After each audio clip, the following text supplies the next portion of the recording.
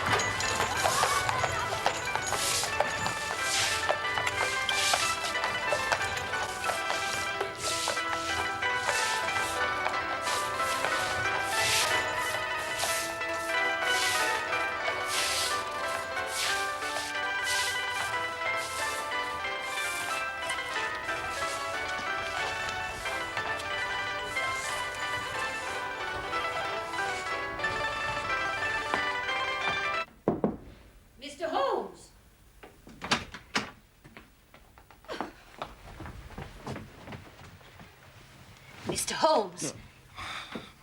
Mr. Peterson, the commissionaire from opposite. Oh, please, He'd like a word go with you. away.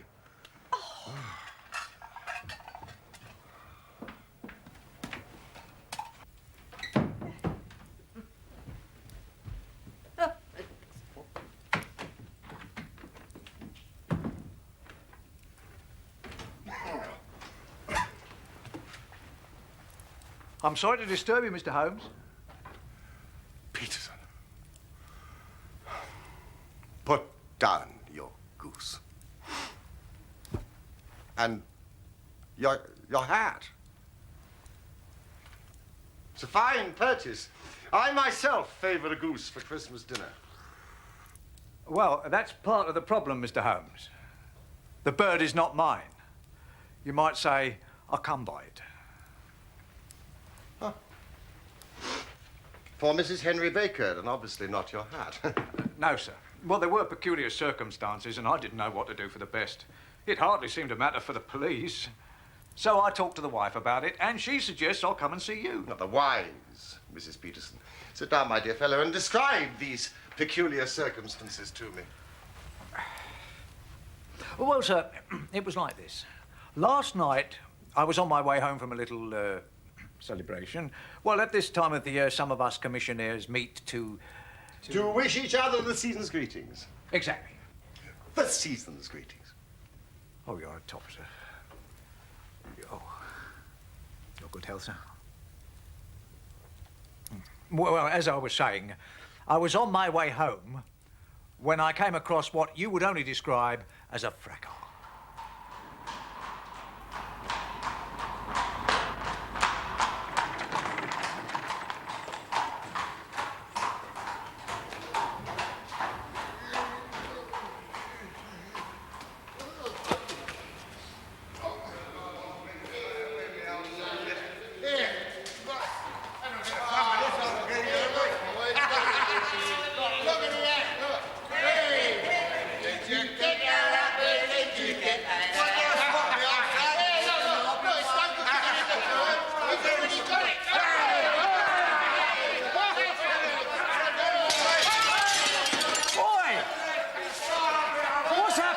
Blimey, it's a copper! Stopper! Get out of here!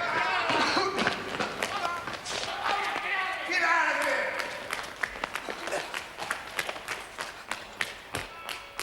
I'm trying to help you, man!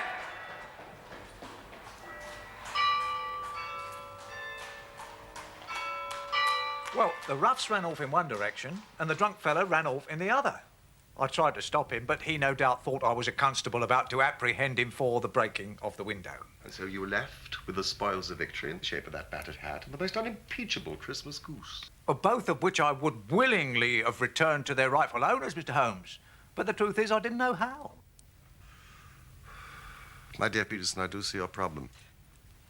Anyway, as I say, I discussed the matter with the good lady, and we decided that I would bring both the goose and the hat to you, Mr. Holmes. Seeing as how even the slightest of problems is of interest to you in your particular line of occupation. I hope you don't think I'm wasting your time, Mr. Holmes. Not in the least. Now then, Commissionaire, have you purchased your own bird? No, not yet. No. Then I suggest that you carry off this goose so that it may fulfill its ultimate destiny, while I retain the battered hat of the unknown gentleman who has lost his Christmas dinner. Well, if you think I should, Mr. Holmes. I do, indeed. For there are signs, in spite of the frost, that this bird should be prepared without unnecessary delay. Well, if that's all right, Mr. Holmes. I will, of course, keep you in touch with developments. Very good, sir. Oh, may I wish you the compliments of the season? And to you and your good wife.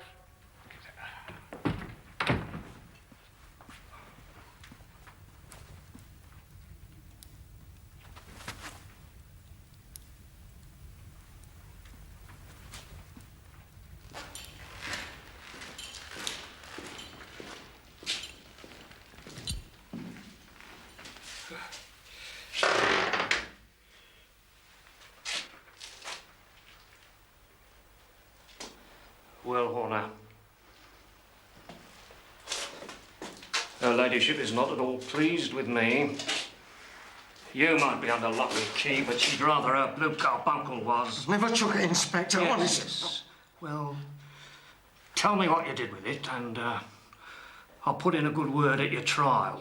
But if you don't... I've been on the straight for years, ever since I married Jenny. If you don't, and when the judge hears about your previous conviction, you might never see your pretty wife again. I've got you on her, but I need that jewel. Holmes? Oh, you're up. The Countess of Morcar is offering £1,000 for the return of the blue carbuncle.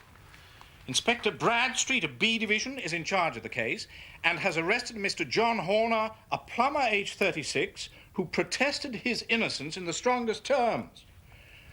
Circumstantial evidence was so strong that the case has been referred to the assizes.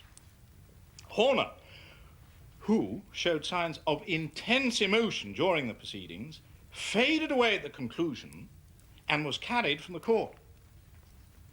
Oh, excuse me, you are engaged. I am interrupting your study of that hat. No. The matter is a perfectly trivial one. But there are points in connection with it which are not devoid of interest, even of instruction. I suppose that, homely as it looks, that thing has some deadly story linked to it. That is the clue which will guide you in the solution of some mystery and the punishment of some crime. No. It is just one of those whimsical little incidents that will occur when you have 4 million people all jostling each other within the space of a few square miles. So what do you gather from that? Battered old felt. You know my methods. What do you yourself gather as to the individuality of the man who has worn this particular article? It was accompanied by a goose, Watson. For Mrs. Henry Baker was printed upon a small card attached to the bird's left leg.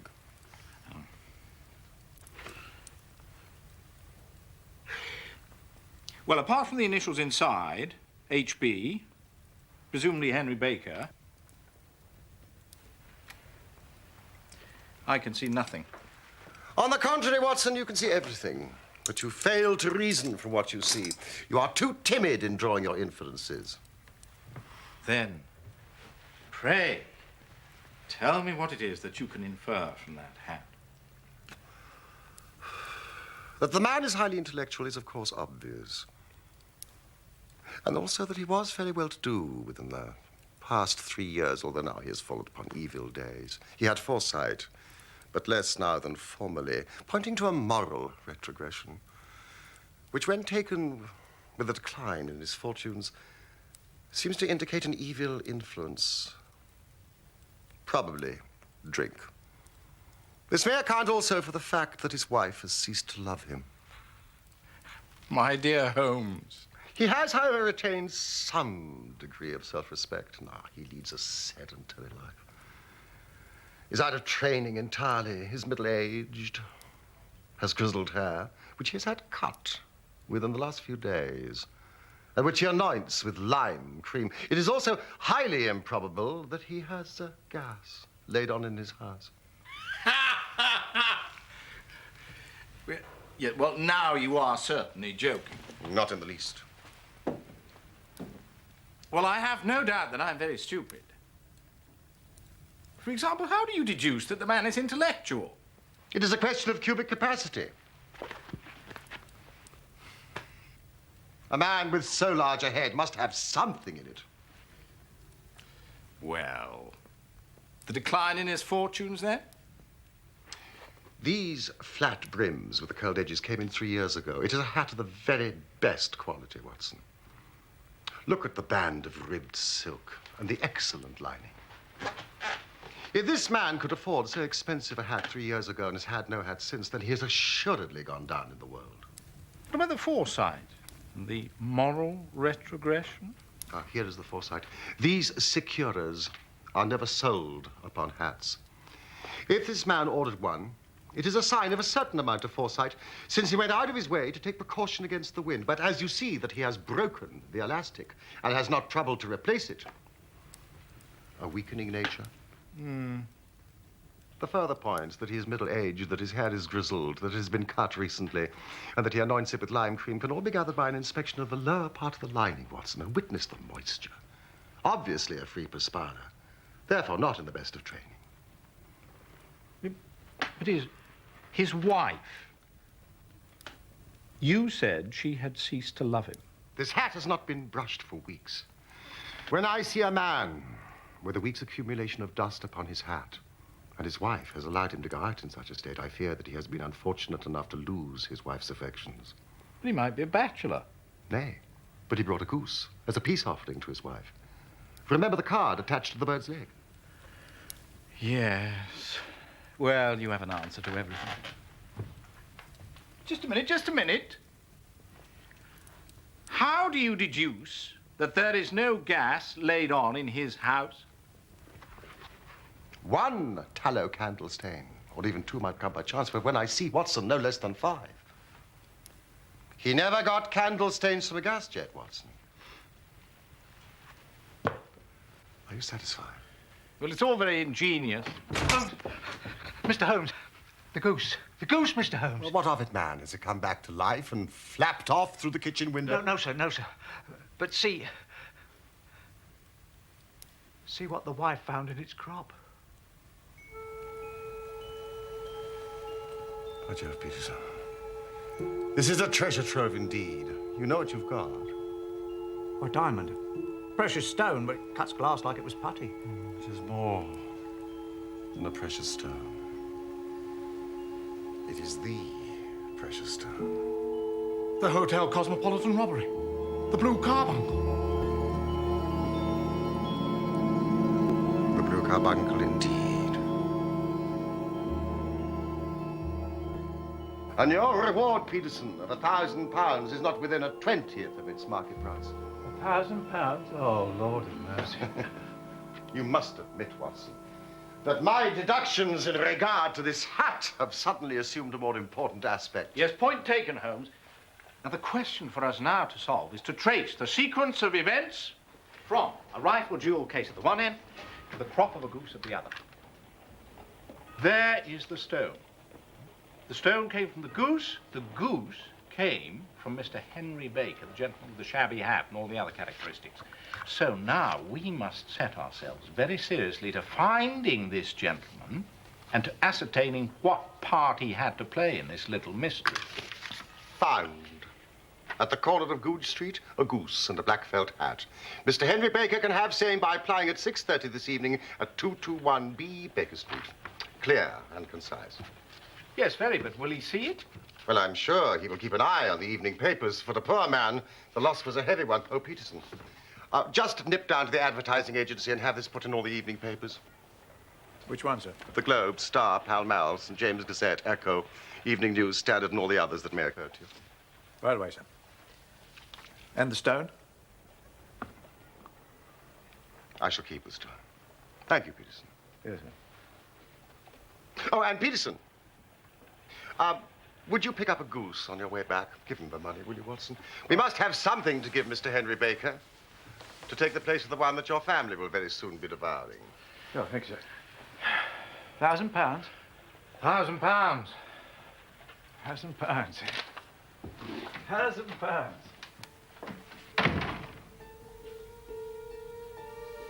Please. I want to believe you, John. I do, really. But how can I with all what the police are saying? But I'm only saying that because I was there on the day. It's a put-up job. Is that really the truth? I promised when I married you, I'd never tell you a lie. I've kept my promise. Always will.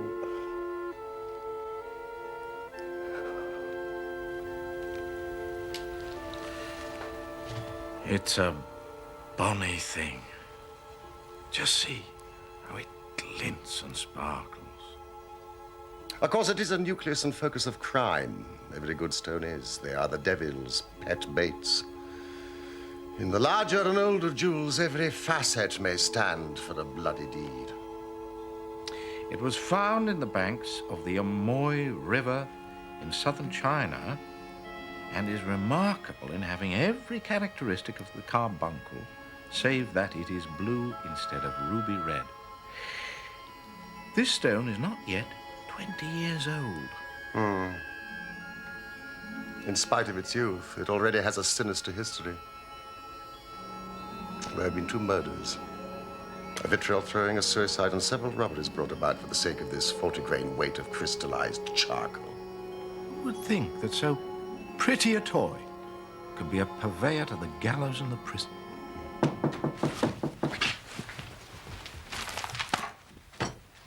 Come in. Mr. Henry Baker, I believe. Please, draw near the fire.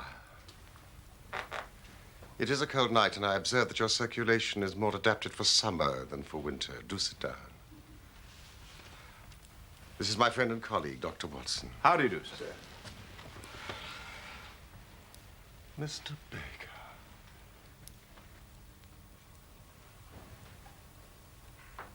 Is that your hat?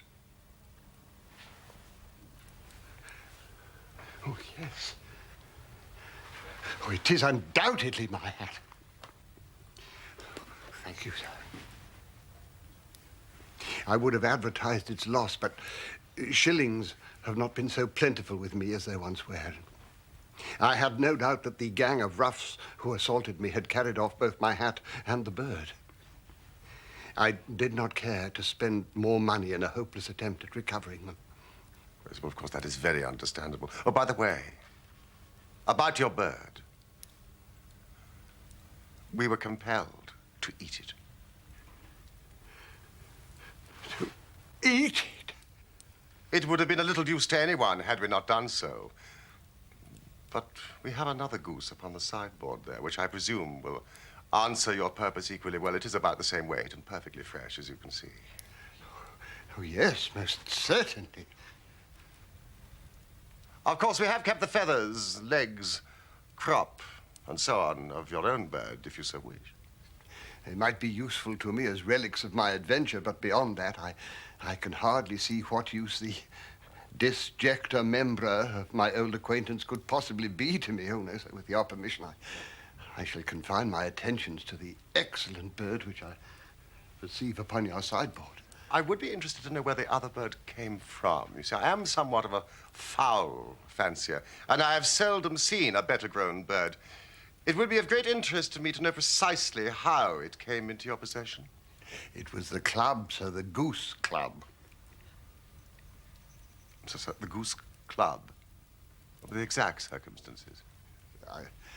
I am not a rich man, as you may see, sir, but I make a humble living and a respectable one, if I may say so, in the British Museum. Studying? Studying, you might say, and helping others with their studies. I have a certain knowledge of books.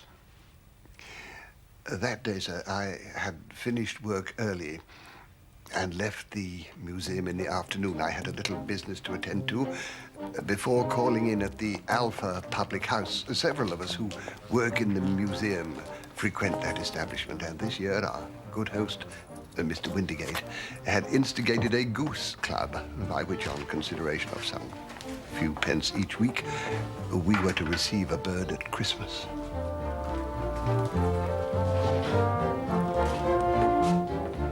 There we are, Mr. Baker. A very fine bird, as promised. A magnificent specimen indeed, landlord, eh? Put you back in a wife's good books, eh? Yes, well, she is still somewhat irked with me, I'm afraid. However, things will doubtless improve when I am once more in gainful employment. Of an academic nature, of course. Well, I have expectations.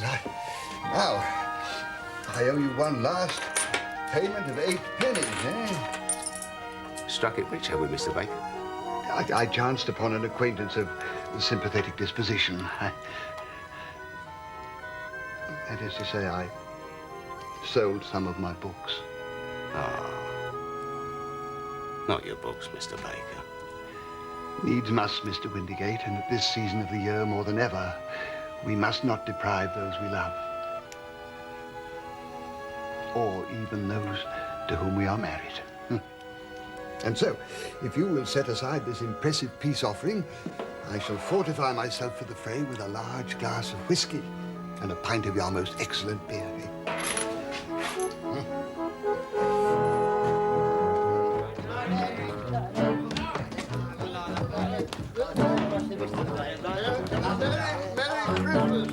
Same to you, Mr. Baker.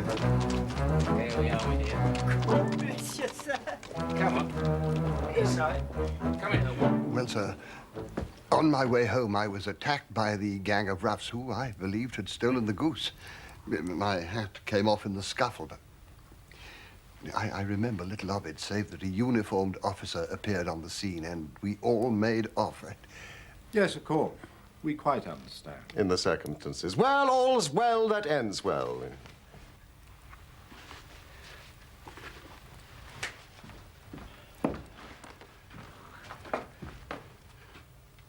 I am most indebted to you, sir, for your trouble. A Scottish bonnet, I fear, is fitted neither to my years nor to my dignity.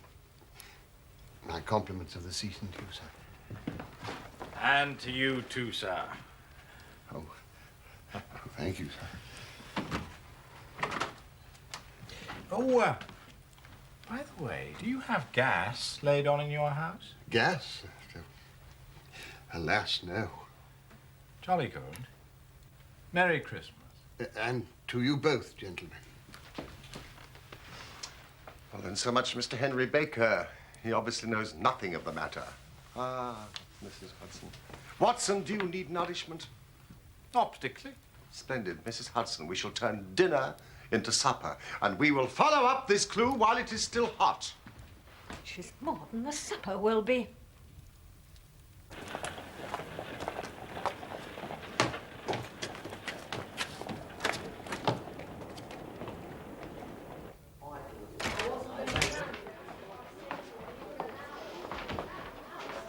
Good evening, gentlemen. And a very cold one. It is indeed, landlord, it is indeed. And what shall be your pleasure? Here, Watson. What? Oh, yes. Splendid. Two of your very best glasses of beer. Right away, sir. Your beer should be excellent if it is as good as your geese. What geese, sir? Yes, we were talking half an hour ago to Mr. Henry Baker, member of your goose club. Yes, but you see, them's not our geese. Whose, then? Well, I got the old 24 from a salesman in Covent Garden. Who might that be? Name of Breckenridge. A purveyor of the finest quality. Mind you, if it's a bird you're after, I'd get to him as soon as pos. Oh, it's a very busy time of year, as you'll appreciate. Well, thank you so much for your advice. Will you have a glass of beer with us, landlord? Well, God bless you for a gentleman.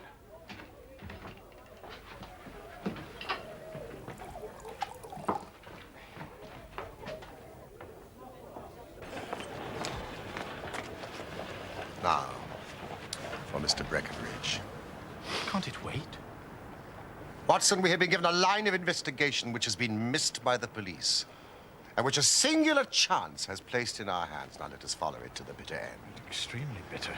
Faces to the south, then, and quick march!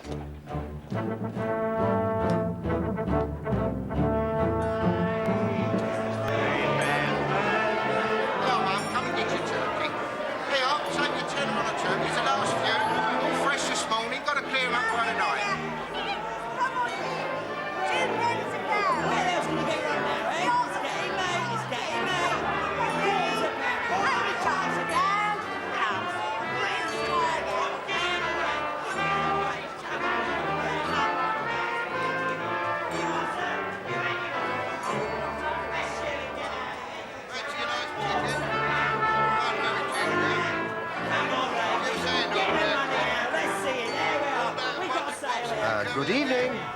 Evening. Sold out of geese, I see. Yeah, they have 500 in the morning. Too late, I think. Oh, you see the stall over there with the gas fire? Try him. It's what I was recommended to you. Oh, by. The landlord of the Alpha Public House. Oh, yeah, he had a couple of dozen off me. Very good geese, too. Where, may I ask, did you get them? Now then, mister, what exactly are you driving at? Come on, let's have it straight now. Straight enough.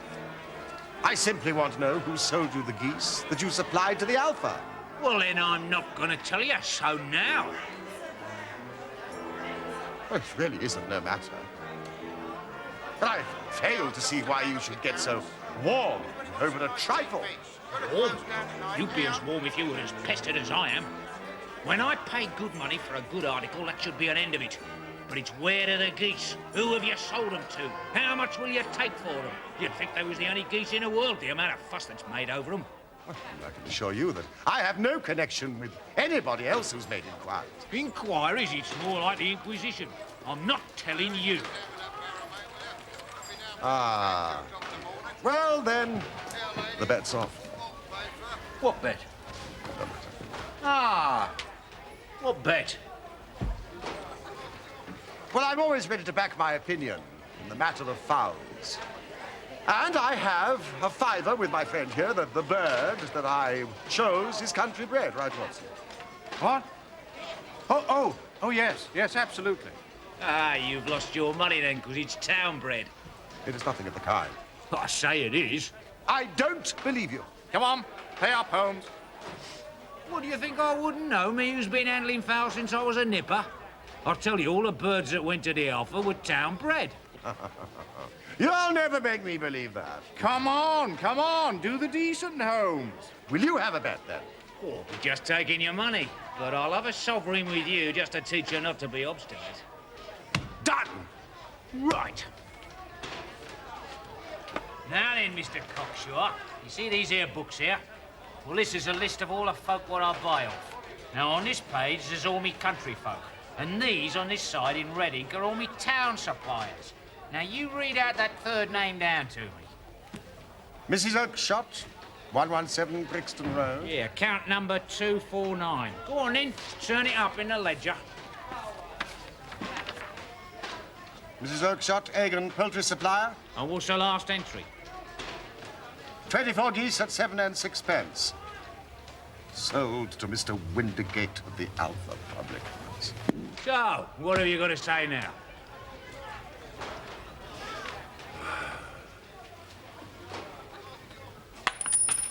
What about this gentleman's fiver?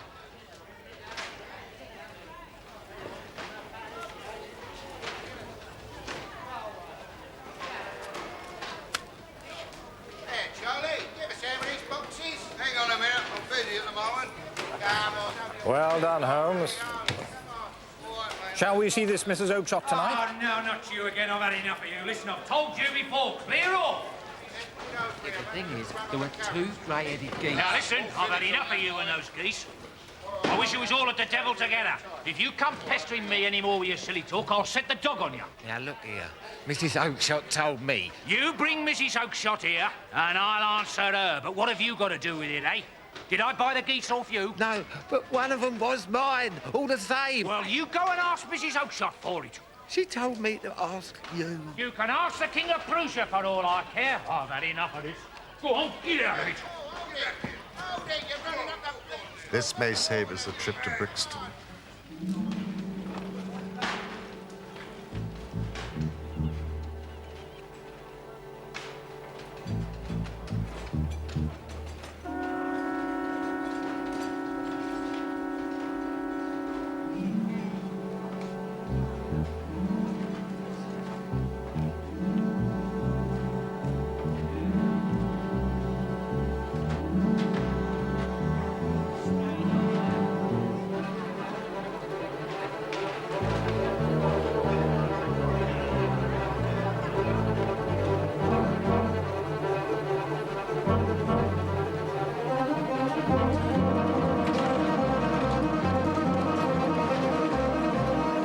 Excuse me, but I could not help overhearing the conversation you had just now with that salesman. I think I can be of assistance to you in this matter. You? Who are you? My name is Sherlock Holmes. It is my business to know what other people don't know. You can know nothing of this. On the contrary, I know everything of it. I know that you are trying to find out the whereabouts of some geese sold by Mrs. Oakshott of Brixton Road to our friend, Mr. Breckenridge, over there, who in turn sold them to Mr. Windigate of the Alpha Public House. Sir, you're the very man I've longed to meet. I can hardly explain to you my interest in the matter. Then I suggest that we carry on this conversation in rather more comfort. Cap!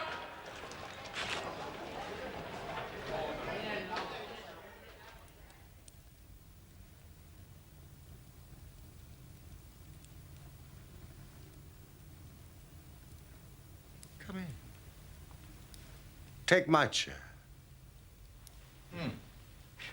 I will just put on my slippers.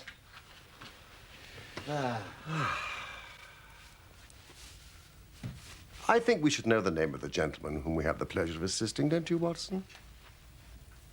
John Robinson. Oh, no. Your real name. It is so awkward doing business with an alias. Well, then, my real name's Ryder. James Ryder. Yes, Mr. Ryder.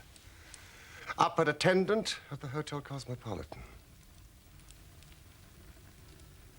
Yes. And I suppose you would like to know what happened to these geese. Or rather, one goose in particular. White with a grey head. Oh, sir, can you tell me where it went to? It came here. Here? Sadly, it is no longer here. But it laid an egg after it was dead. The bonniest, brightest little blue egg you have ever seen. Oh. I have it. Yeah. See?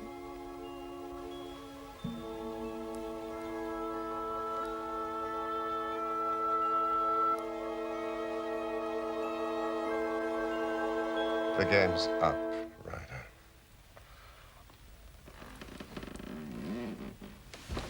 Bed up, man! You'll be in the fire.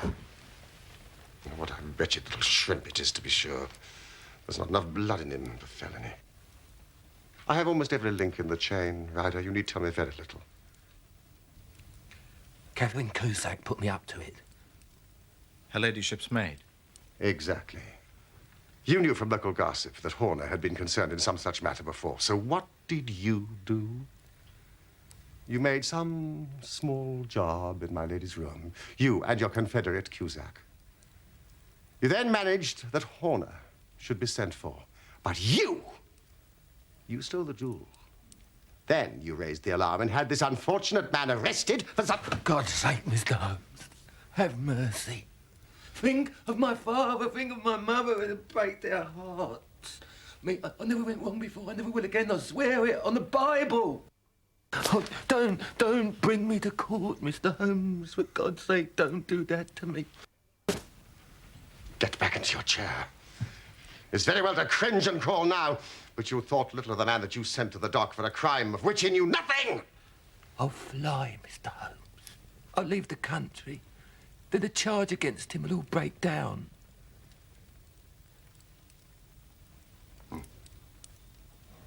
We'll talk about that later. Now tell me, how came the stone into the goose? And how came the goose into the open market? Tell me the truth now, for that is your only hope of safety. I'll tell it to you just as it happened. I thought it was best to get away with the stone as quick as I could, for I didn't know at what moment the police might not take it into their heads to search me and my room. There was nowhere in the hotel where it would be safe. So I went out, as if on some commission, and made for my sister's house to think things over. Why, Jem, whatever is it? You look terrible. I had a bit of turn, Maggie. There's been a robbery at the hotel. You better come in. I went further into the backyard where she kept the geese. Smoked a pipe and wondered what it'd be best to do. I knew that my stomach wasn't going to stop feeling like a bag of ferrets till I found somewhere to hide the stone for a while. When suddenly, I looked at the geese, which was hissing and huddling in the corner of the yard. My sister had told me that I might have the pick of her geese for a Christmas present. I picked out one of the birds, a fine big one with a grey head.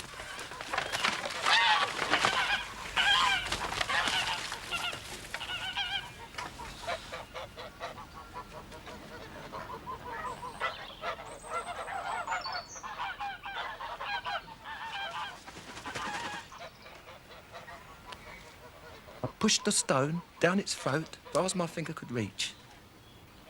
And I thought all my troubles was over. When... Whatever are you doing with that bird, Jem? you said I might have one for Christmas. I was just feeling which is the fattest. We already set yours aside. Jem's bird, we call it.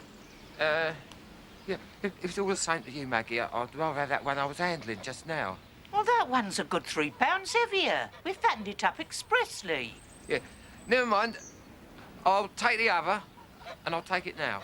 Just as you like. Which one is it? It's that grey-headed one in the middle. Oh, very well. Kill it and take it with you. I did what she said, Mr. Holmes, and I carried the bird to my pal. We got a knife, and we opened it up. My heart turned to water. There was no sign of the stone, and I knew some terrible mistake must have occurred.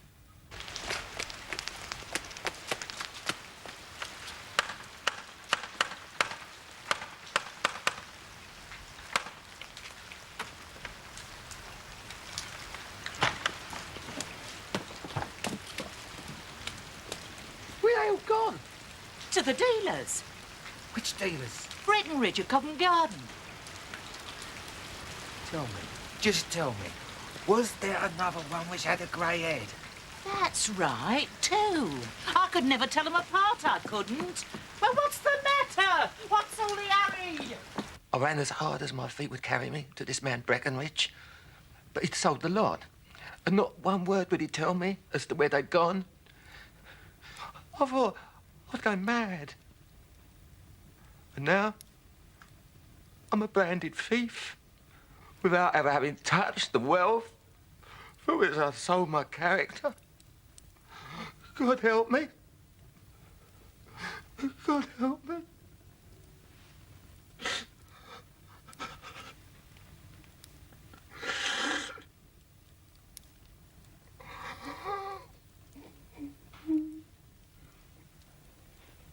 Get out.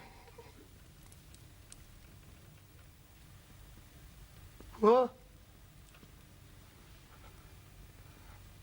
Heavens bless you, sir. No more words. Get out.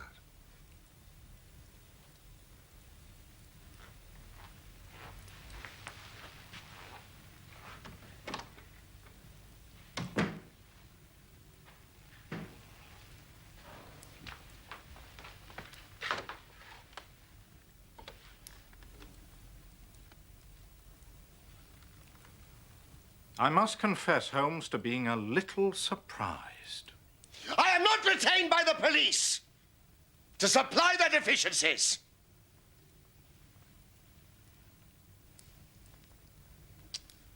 Maybe I am committing a felony, but I may be saving a soul. Send him to jail now, you make him a jailbird for life.